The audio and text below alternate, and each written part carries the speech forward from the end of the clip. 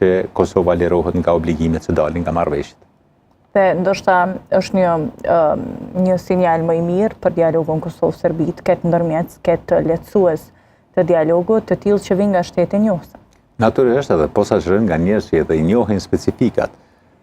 Lajçak i ka njohur specifikat, po nga perspektiva pro-serbe, dhe ai gjithmonë ka qenë pro-serb. Ju kujtohet kur u zgjodh atëherë, presidenti tha se ka qenë kundër.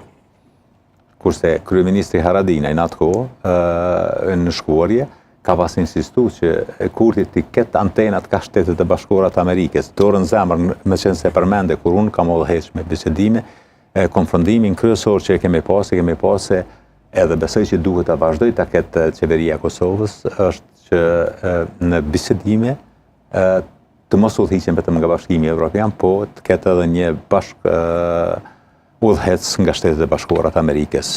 Kemi pa që në 20 vitet e fundit në asnjë proces ku Shtetet e Bashkuara të Amerikës